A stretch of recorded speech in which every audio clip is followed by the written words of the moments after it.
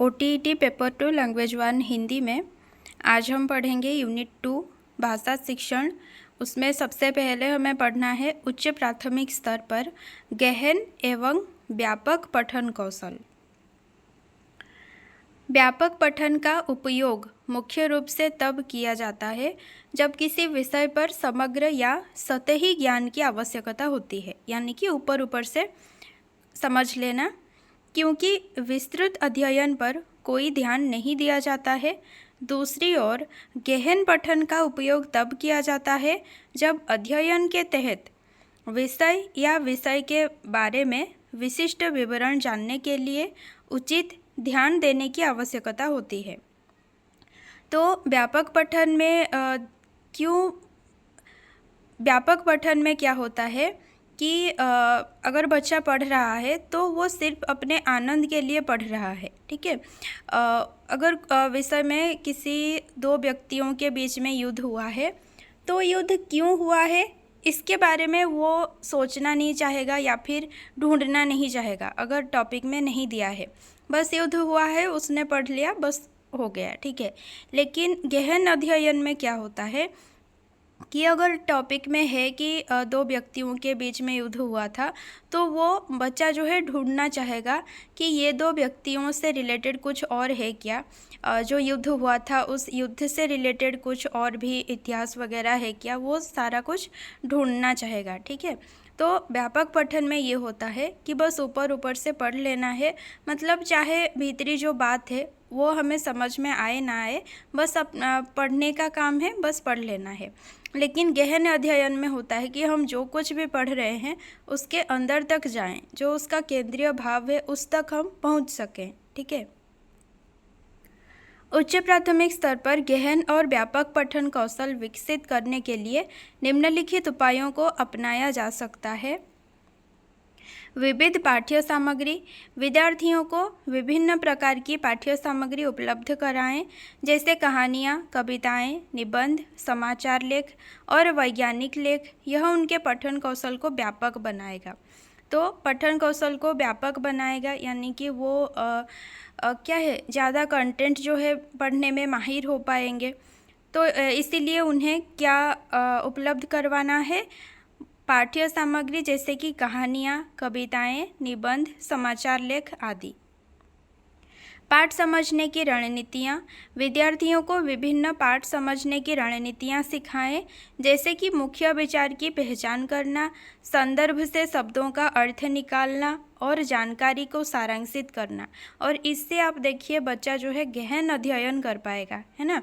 मुख्य विचार को अगर बच्चा पहचान रहा है, अगर जो संदर्भ से शब्दों का अर्थ वो निकल रहा है, वो सिर्फ पढ़ नहीं रहा है, वो जो कुछ भी पढ़ रहा है उसका वो अर्थ भी निकाल रहा है, ठीक है। कोई अगर शब्द है उसका अर्थ निकालो, उसके पर्यायवाची शब्द निकालो, उसके विलोम शब्द निकालो। अगर ये सब कर पा रहा है, जो जानकारी उसको मिली है उसे अगर वो सारांशित कर पा रहा है तो वो गहन अध्ययन कर पा रहा है।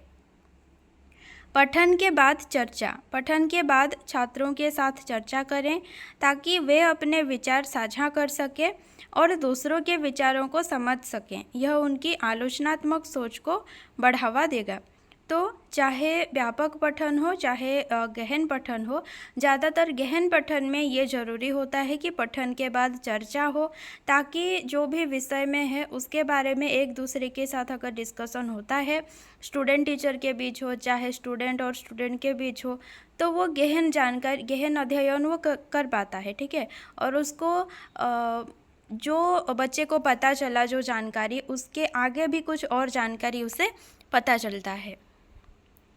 प्रश्न पूछना, पठन के दौरान और बाद में विद्यार्थियों से प्रश्न पूछें जो उनके समझने की क्षमता को परखें और उन्हें गहराई से सोचने पर मजबूर करें।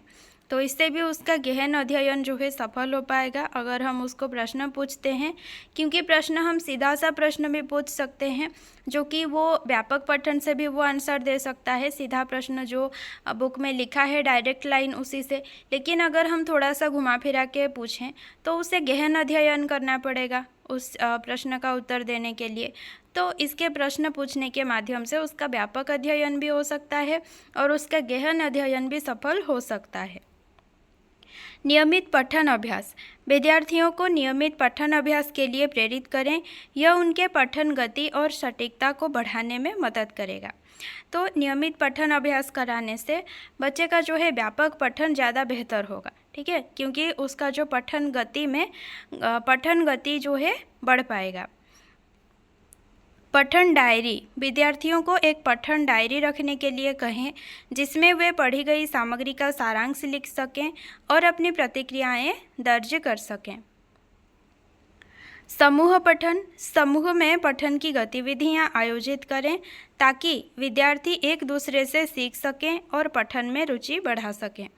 तो समूह पठन कक्षाओं में करना चाहिए, क्योंकि हर एक बच्चा जो है एक समान नहीं होता है। कुछ बच्चे अपने डाउट्स जो हैं टीचर को पूछ नहीं पाते हैं। उन्हें ये चाहिए होता है कि थोड़ा वक्त मिले तो उसका जो दोस्त है वो समझा दे, ठीक है, ऐसे भी होते हैं बच्चे। तो इसके लिए समूह पठन ज़रूरी होता है। अगर साथ में वो लोग पढ़ते हैं तो साथ में वो लोग जो भी अपना डाउट होगा वो भी एक दूसरे को पूछ पाएंगे।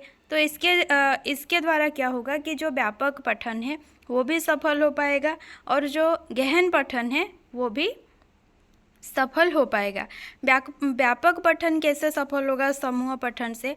अगर साथ में सब लोग पढ़ रहे हैं तो कभी कभी होता है ना कि एक बच्चे को अकेले खड़े कर दो और पढ़ने के लिए बोलो तो वो थोड़ा हिचकिचाता है, ठीक है। अगर मतलब हाई स्टैंडर्ड का बच्चा नहीं है तो थोड़ा हिचकिचाएगा अकेले बोलने के लिए। लेकिन वहीं पर अगर हम कहें कि समूह पठन करो, सब लोग साथ में पढ़ो, तो वो बच्चा भी ज़ोर ज़ोर से चिल्ला के पढ़ने लगेगा।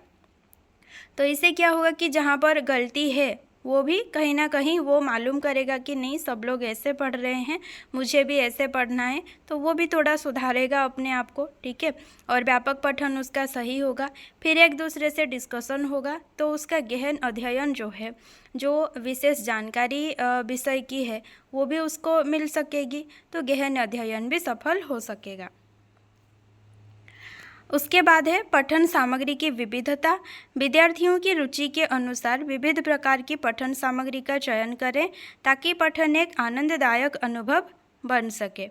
तो व्यापक पठन हो या फिर गहन पठन हो, उसके लिए पठन सामग्री हमें कैसे चुनना है कि बच्चे के आयु के अनुसार, योग्यता, क्षमता, स्तर के अनुसार पठन सामग्री चुनना है, ताकि जो पठन सामग्री है उसके पास कोई बुक हो, कोई पत्रिका हो, कोई मैगजीन हो, ठीक है, वो पढ़ने के दौरान छात्रों को क्या है, आनंद मिल सके। ज़्यादातर व्यापक अध्ययन किया जाता है सिर्फ आनंद प्राप्त करने के लिए, लेकिन गहन अध्ययन किया जाता है कि जो जानकारी हम तक पहुंचाना चाहता है राइटर, वो हम तक पहुंच सके, इसीलिए हम गहन अध्ययन करते हैं। तो उच्च प्राथमिक स्तर पर पहले तो छात्रों को व्यापक अध्ययन सिखाना है, ठीक है। उसके बाद धीरे धीरे अगर व्यापक अध्ययन सही होता है तो गहन अध्ययन की ओर उसको मोड़ना है, ताकि वो जो है विषय के जो भी मोरल है, ठीक है, विषय में जो जानकारी हम तक पहुंचनी है उस तक वो पहुंच पाए। ऐसा नहीं है कि सिर्फ अपने आनंद के लिए ही वो बुक पढ़े। जो कहानी हो, जो कविता हो, उसका जो केंद्रीय भाव है उस तक भी वो पहुंच पाए, इस पर हमें ध्यान देना है। इन उपायों से विद्यार्थियों के गहन और व्यापक पठन कौशल में सुधार हो सकता है, जिससे उनकी संज्ञानात्मक क्षमताएं, ठीक है, जैसे कि चिंतन हो गया, मनन हो गया, ये सारे होते हैं संज्ञानात्मक क्षमताएं, और समझ विकसित होगी।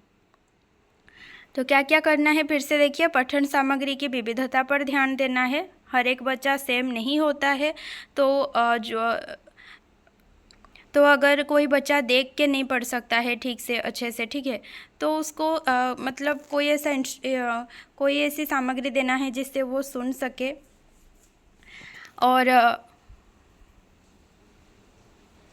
कोई बच्चा अगर अकेले पढ़ने में सक्षम नहीं है तो उसके साथ किसी को बिठाकर उसको पढ़ाना है, ठीक है।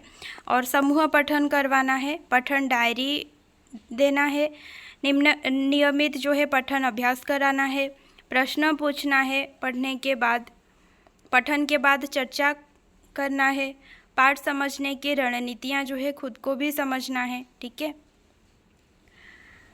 विविध पाठ्य सामग्री का आयोजन भी करना है। तो इन सारी चीज़ों के माध्यम से क्या होगा, बच्चे का जो व्यापक पठन है या फिर गहन पठन कौशल है उसमें विकास हो पाएगा।